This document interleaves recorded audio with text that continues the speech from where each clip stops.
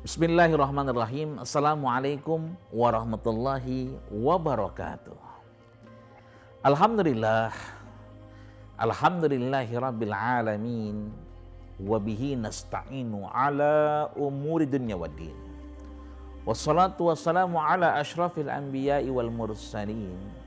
Sayyidil gurril muhajjalin wa ala alihi wa ashabihi ajma'in. Asyhadu an la ilaha illallah wa asyhadu anna Muhammadan abduhu wa rasuluhu la nabiyya ba'dah. Sahabat Mimbar Jati berkah Ramadan yang dirahmati dan tentunya disayangi Allah Subhanahu wa ta'ala. Para pemirsa dimanapun Anda berada, pastinya selalu dalam lindungan Allah Subhanahu wa ta'ala. Kok bisa dirahmati dan diberkahi Allah Subhanahu wa ta'ala? Karena kita berada di bulan yang fihi mubarak, diberkahi Allah Subhanahu wa ta'ala, di mana Allah Subhanahu wa ta'ala mengabarkan kepada Rasulnya, baginda kita Rasul mengabarkan kepada as-sahabiyul jalil, sahabat yang kita kenal dengan Abu Hurairah, yang kita kenal dengan Abdurrahman ibnu Sakhar ad-Dawsi, bahwa atakum Ramadan, Allah mengabarkan bahwa kita sedang dihampiri, didatangi bulan suci Ramadan. Maka itu di dalamnya ada keberkahan Allah Subhanahu wa ta'ala. Maka kita akan bahas bersama saya Dr. Haji Ahmadi untuk melihat, mengetahui, belajar kembali apa yang pernah Allah dan Rasulnya sampaikan, bahwa hidup bukan hanya hidup, tapi hidup adalah perjuangan di hadapan Allah Subhanahu wa ta'ala, bahwa hidup menjadikan apa-apa yang kita kerjakan itu bagian dari amunisi perjuangan di hadapannya, bahwa al-harakah huwal haya, pergerakan, perjuangan yang kita jalankan di hadapan Allah Subhanahu wa ta'ala adalah bentuk dari keberkahan Allah Subhanahu wa ta'ala. Maka bagaimana sebetulnya Allah dan Rasulnya mengajarkan kita agar terus berjuang di hadapan Allah Subhanahu wa ta'ala, menjadikan kehidupan bukan hanya hidup di antara yang hidup, tapi bagaimana kita hidup untuk persiapan pada kehidupan yang lain dan perjuangan-perjuangan pada kehidupan yang lain. Al-haya, hidup itu pada harakah, bagaimana kita bergerak berjuang di hadapan Allah Subhanahu wa ta'ala. Pantas kalau Al-Imam Asy-Syafi'i yang kita kenal dengan Muhammad bin Idris Asy-Syafi'i mengingatkan kita, safir, pergilah, safir, berangkatlah, safir, berjuanglah, tajid iwadan amman tufarikuhu.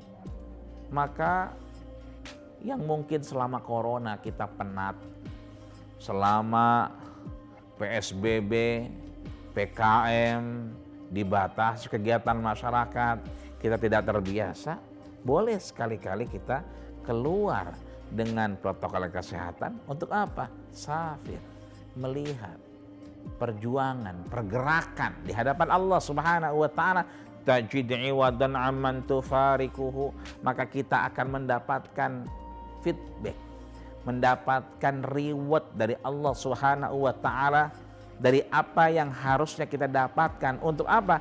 Melihat itu dengan ridho Allah Subhanahu wa ta'ala, melihat kekurangan kita, apalagi di Ramadanul Karim, ma hurrimat biha, ketika sesuatu itu kita tidak bisa optimalkan, tidak bisa kita lakukan di saat bulan suci Ramadan yang penuh keberkahan, kapan lagi kita bisa berbuat baik di hadapan Allah Subhanahu wa ta'ala?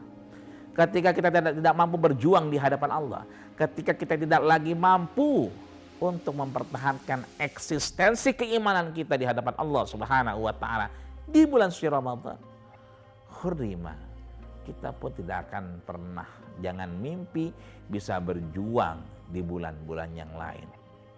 Maka ketika kita sudah melakukan pergerakan, maka kita sebenarnya sedang berjuang di hadapan Allah Subhanahu wa Ta'ala. Bukan kemudian tidur, istirahat dan seterusnya. Bahkan seringkali dijadikan momentum puasa adalah momentum yang melegitimasi bahwa kita sedang berpuasa, sehingga pergerakan dibatasi, peribadahan kemudian dijadikan alasan. Tapi bagaimana pergerakan kita untuk perjuangan di hadapan Allah Subhanahu wa Ta'ala? Maka tajid'i wadan amman tufarikuhu. Apa yang kemudian hilang dari kita akan Allah kembalikan. Fabulughil izzi fi nailir furas.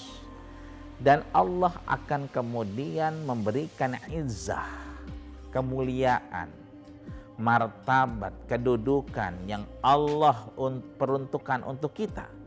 Setelah apa? Kita bisa mengoptimalisasi perjuangan-perjuangan di hadapan Allah Subhanahu wa Ta'ala. Kita belum lupa bahwa kita diajarkan oleh Allah dan Rasul-Nya bahwa kita ada sekarang karena perjuangan. Bahwa kita bisa eksis di Ramadan yang penuh dengan ujian dan cobaan, terlebih saat pandemi yang kemudian masih melakukan aktivitas-aktivitas yang harusnya kita tidak lakukan, namun Allah Subhanahu wa Ta'ala memberikan kita satu manfaat bahwa hidup adalah perjuangan, dan perjuangan tentunya harus dilakukan dengan penuh keimanan di hadapan Allah Subhanahu wa Ta'ala. Maka jangan pernah dalam kehidupan ini kita lupa bahwa setelah Allah Subhanahu wa Ta'ala izinkan kita mi'ata yauman 100 wa ishrina, ya kan, 120 hari untuk sampai kepada ridha Allah Subhanahu wa Ta'ala.